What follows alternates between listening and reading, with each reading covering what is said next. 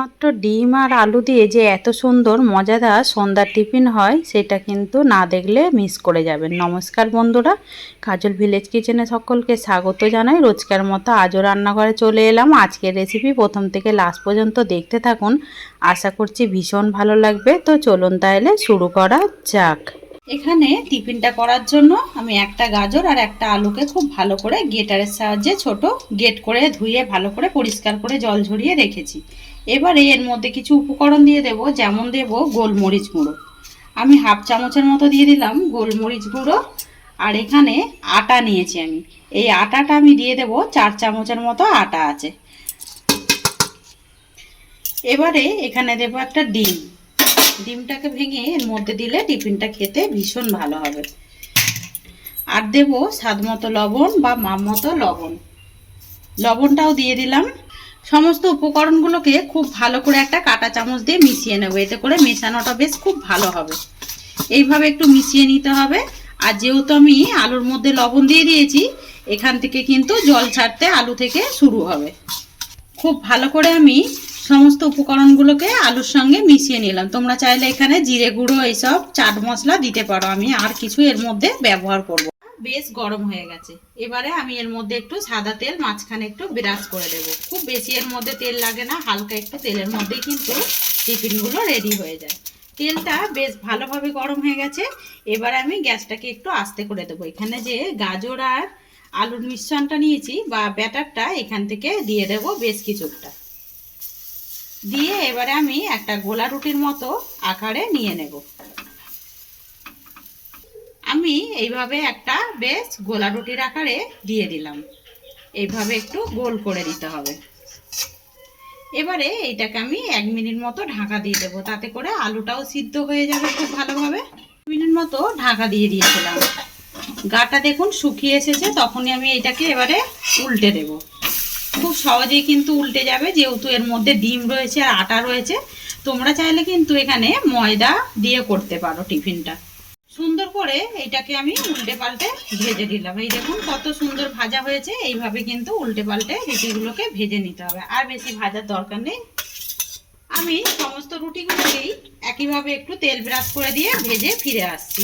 তো রুটিগুলোকেই আমি ভেজে নিয়েছি, কতটা সুন্দর হয়েছে দেখুন। আর এগুলো কিন্তু ভীষণই নরম হয়।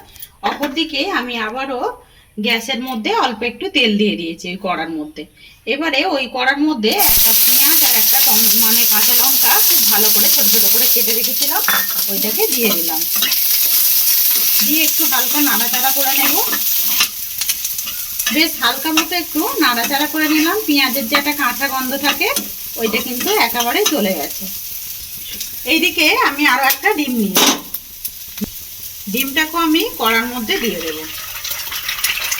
সেখানে আমি একটা ডিম দিয়ে দিলাম। এবারে দিয়ে দেবো স্বাদ মতো লবণ বা মাপ মতো লবণ, আর দেবো অল্প একটু গোলমরিচ গুঁড়ো। খুব ভালো করে মিশিয়ে নিতে হবে, একটা পুর রেডি করে নেব। সুন্দর করে একটা ডিমের এরকম ঝুরঝুরে পুর রেডি করে নিলাম। তোমরা চাইলে এখানে চিকেনের বা সবজিরও কিন্তু পুর রেডি করে নিতে পারো। এবারে গ্যাসটাকে অফ করে দেবো। এদিকে একটা আমি গোলা রুটি নিয়ে নিয়েছি। এবারে যে পুরটা রেডি করেছিলাম, এই পুরটাকে ঠিক এইভাবে দিয়ে দেব। একটা সাইড দিয়ে একটু বেশি করে দেব, তাতে খেতে কিন্তু ভালো হবে। এবারে এর উপর থেকে একটু চিজ দিয়ে দেব। দিয়ে দিলাম চিজ। এবারে এটাকে এইভাবে ঢাকা দিয়ে দেব। এখানে একটা রুটি কিন্তু রেডি হয়ে গেছে। তো এখনো বাকি রয়েছে, সমস্তগুলো আগে গুছিয়ে নেব। সমস্তগুলোকে সুন্দর করে আমি গড়ে নিলাম রুটিগুলোকে। অপরদিকে আমি কড়ার মধ্যে পুরটাকে নিয়ে নিয়েছিলাম। ঠিক এইভাবে যে দিকটা চিজ থাকবে ওপরে রাখতে হবে, এইভাবে আমি বসিয়ে দেব। সমস্ত রুটিগুলোকে এই সুন্দর করে সাজিয়ে দেব আগে। আজকে টিফিনের রেসিপি আপনাদের কিরকম লাগছে অতি অবশ্যই কমেন্ট করে জানাবেন। যদি ভালো লেগে থাকে একটা লাইক করে দেবেন। ওপর থেকে আরও একটু চিজ দিয়ে দেব, এতে করে খেতে ভীষণই ভালো লাগবে। বাচ্চা থেকে বড় সন্ধেবেলা কিন্তু এক রকমের না মানে টিফিন খেয়ে এইভাবে কিন্তু আবারও রেডি করে নিতে পারো টিফিন। করে চিজ দিয়ে দিয়েছি, দেখতে কতটা সুন্দর লাগছে দেখুন। এইটাকে আমি এবারে লো টু মিডিয়ামে 5 মিনিটের জন্য ঢাকা দিয়ে দেব। 5 মিনিট পর ঢাকাটা খুলে দেখাচ্ছি। কত সুন্দরভাবে দেখুন একদম টিফিনগুলো কিন্তু রেডি হয়ে গেছে। এবারে একে একে টিফিনগুলোকে আমি প্লেটের মধ্যে নামিয়ে নেব। আর সত্যি বলছি, কম উপকরণ দিয়ে সন্ধ্যার সময় যদি এরকম আমরা কম সময়ে একটা টিফিন রেডি করতে পারি, তাহলে কিন্তু বাচ্চা থেকে বড় সবাইরই কিন্তু পছন্দও হয় আর অনায়াসে খাওয়া হয়ে যায়। আজকে টিফিনের রেসিপি আপনাদের কীরকম লাগছে অতি অবশ্যই কমেন্ট করে জানাবেন। যদি ভালো লেগে থাকে একটা লাইক করে দিয়ে এইভাবে আমার পাশে থাকবেন, আমাকে সাপোর্ট করবেন। আমার এরকম নিত্য নতুন রান্নার জন্য পাশে থাকা বেল আইকনটি প্রেস করবেন। সবাই ভালো থাকবেন, সুস্থ থাকবেন। ধন্যবাদ। আবারও কোনো নতুন রেসিপি নিয়ে ফিরে আসবো। আজকের মতো এই পর্যন্ত।